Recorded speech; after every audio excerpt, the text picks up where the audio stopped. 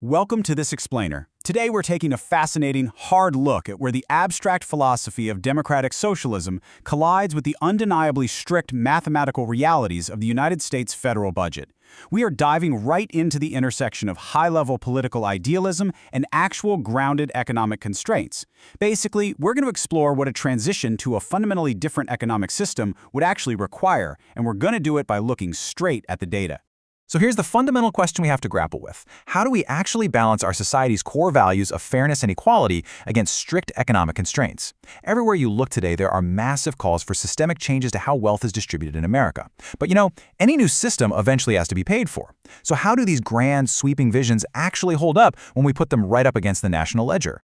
Here is our roadmap for today. We'll start with the magic wand analogy, define democratic socialism, look at the $104 trillion deficit, examine costing single-payer healthcare, dive into implementation and innovation, and finish up with the tax burden dilemma. Section 1. The Magic Wand Analogy.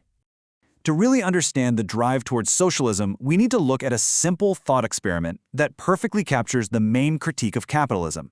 Picture this. You've got a magic wand, and it churns out 500 donuts every single hour. The capital owner holds the deed to that wand, maybe plays video games all day, and extracts $500 of value. Meanwhile, the wage laborer, the person performing the actual hard physical effort to operate that wand, well, they only get $10 an hour. In economic terms, this wand is just a metaphor for capital goods, right? Factories, robotics, software. Democratic socialists argue that a system allowing private ownership of these wands creates a deeply unfair disparity where workers are separated from the true value of what they actually produce.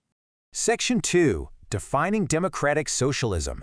So with that philosophical divide in mind, what exactly is the alternative? When we say democratic socialism, we're talking about a system that attempts to combine a collectively owned economy with a fully democratic political process. According to the Democratic Socialists of America, the goal is to own key economic drivers collectively. Think public ownership, worker cooperatives, and democratic planning. And it's really important to note that this explicitly rejects the top-down authoritarian state socialism of the Soviet model. The aim here is decentralized workplace democracy where production is about human use rather than purely about corporate profit.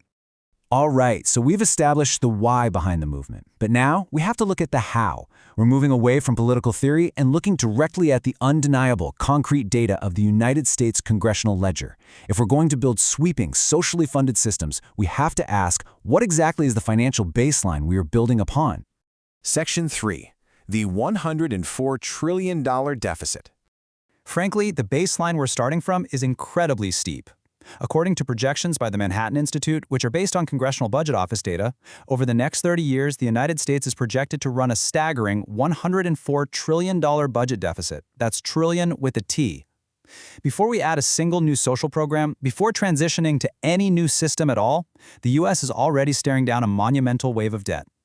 And when you break that number down, it is absolutely wild.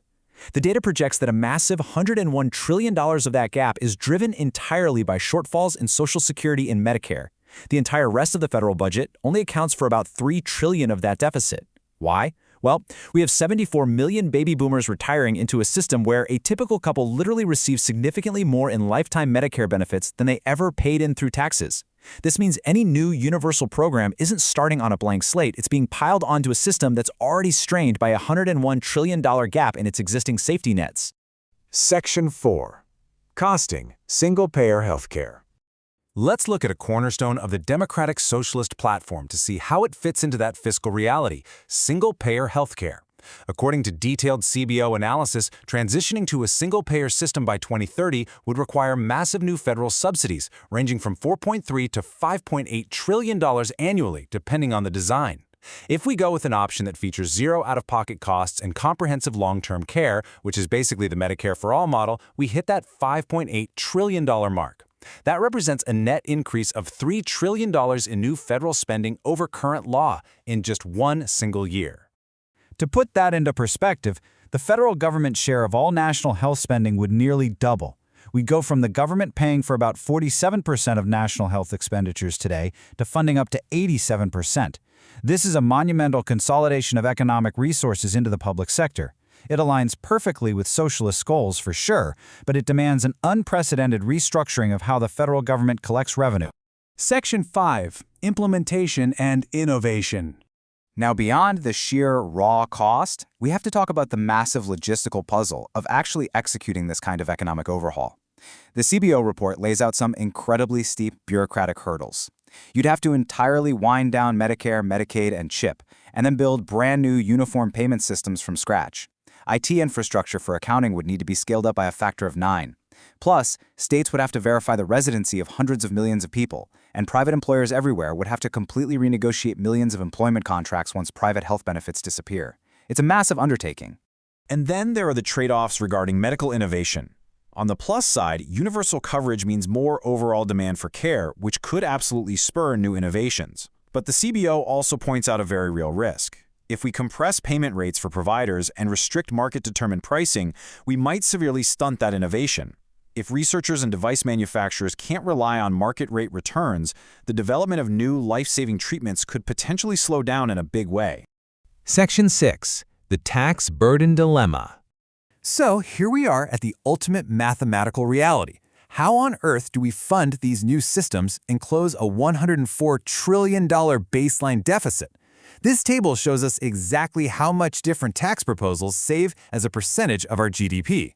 Notice that an 8% wealth tax on the rich only bridges about 1% of the gap.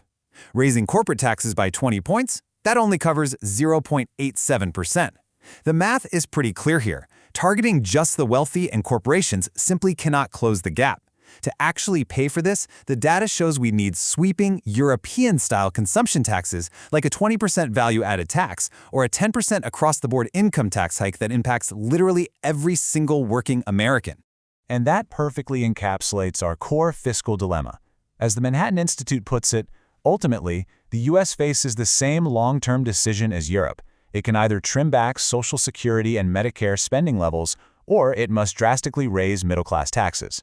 The structural reality is that funding a robust social democracy requires a broad tax base. It's virtually a mathematical impossibility to have top-tier, universal social safety nets without passing a significant chunk of that cost directly onto the middle class. I want to leave you with this final thought. The critiques of capitalism's inequalities resonate deeply with a lot of people, but the data clearly maps out the immense financial friction of transitioning to a socially owned model. Moving forward, how will we as a society reconcile our philosophical desire for economic fairness with the stark, unavoidable mathematical trade-offs required to actually pay for it? Think about that, and thank you so much for joining me on this explainer today.